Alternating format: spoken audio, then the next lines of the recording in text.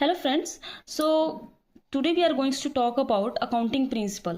Accounting principles जो होते हैं उसमें मेनली दो चीज़ें आती हैं। अकाउंटिंग के कुछ कॉन्सेप्ट्स होते हैं और अकाउंटिंग की कुछ कन्वेंशंस होती हैं।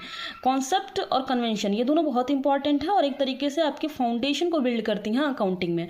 आप इनको जितना अच्छे से समझ लोगे आपको अकाउंटिंग उतनी ही अच्छी से समझ में आएगी। तो पहला होता है अकाउंटिंग। पहले तो हम समझते हैं अकाउंटिंग कॉन्सेप्ट क्या होता है। तो अकाउंटिंग कॉन्सेप्ट कुछ बेसिक असम्पशन होते हैं जिनके बेस पे पूरी अकाउंटिंग चलती है और जिनके रूल्स को फॉलो करना बहुत इंपॉर्टेंट होता है। फर्स्ट कॉन्सेप्ट की बात करें तो पहला जो है वो बिजनेस एंटिटी कॉन्सेप्ट होता है कि मतलब बिजनेस और उसके जो ओनर्स हैं वो दोनों अलग अलग चीज़ें हैं, दोनों अलग अलग हैं और उन दोनों के बीच में समझ लो कि ओनर और जो बिजनेस है उन दोनों के बीच में एक वॉल है जो दोनों को सेपरेट कर रहा है। फॉर एग्जाम्पल अगर एक ओनर अपने बिजनेस में 10,000 रुपये इन्वेस्ट कर रहा है तो वो कंपनी के अकाउंट में एज एन कैपिटल रिकॉर्ड होगा और वो कैपिटल जो है वो बिजनेस के लिए एक लाइबिलिटी होगी जिसको कि हम बैलेंस शीट में दिखाते हैं। Second is going concern concept. Going concern concept कहता है कि बिजनेस जो है वो लॉन्ग टर्म में चलने वाला है। ऐसा नहीं है कि आप उस बिजनेस को ये फील करके चलो कि अगले 1 साल में ही बंद करने वाले हो या अगले 2 साल में ही सारे जो खर्चे हैं हमारे सारे निकल जाएंगे। हमने बिजनेस को बनाने में जितने पैसे लगाए हैं वो अगले 1 साल में निकल जाएंगे, ऐसा नहीं होगा। तो इसीलिए बिजनेस जो है वो लॉन्ग टर्म के लिए होता है।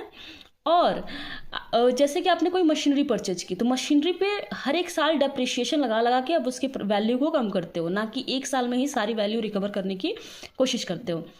Third is money measurement concept.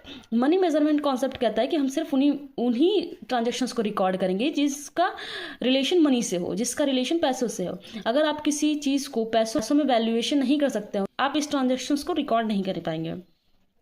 Fourth is cost concept और हिस्टोरिकल कॉन्सेप्ट। कॉस्ट कॉन्सेप्ट कहता है कि अगर आपने कोई लैंड परचेज, फॉर एग्जांपल आपने कोई लैंड परचेज की वो आज 5 लाख रुपए की है और उसका प्राइस 5 साल बाद बढ़ के 15 लाख हो जाता है। तो ऐसा नहीं है कि हम अपने जो बुक्स हैं उसमें भी उसकी प्राइस 15 लाख रुपए दिखाएंगे, उसके भी प्राइस आज भी हम 5 लाख रुपए ही दिखाएंगे और उस पर जो डेप्रिशिएशन लग रहा है वो चीज़ें भी सेम वे में चलती रहेंगी। अगर हमें उस चीज़ को 15 लाख रुपए नोट तब करेंगे जब हम उस लैंड को या उस बिल्डिंग को बेच रहे होंगे। तो केवल बेचने के टाइम पे हम उसका प्रेजेंट वैल्यू देखते हैं। अगर उसको रिकॉर्ड करना है तो हमें हिस्टोरिकल वैल्यू देखनी होगी, यानी कि उसको परचेजिंग टाइम पे जो उसकी कॉस्ट होगी वही हमारी आज की वैल्यू भी होगी। फिफ्थ, ये जो डुअल एस्पेक्ट कॉन्सेप्ट होता है ये हमारा डबल एंट्री सिस्टम पे होता है और जैसे कि हर एक ट्रांजेक्शन्स के 2 एस्पेक्ट होते हैं, एक डेबिट होता है दूसरा क्रेडिट होता है। तो ये दोनों ये जो कॉन्सेप्ट है हमें यही बता रहा होता है कि हर एक ट्रांजेक्शन्स के 2 एस्पेक्ट होते हैं, एक बार वो डेबिट होता है और दूसरी बार वो क्रेडिट होता है। कुछ रहे हमारे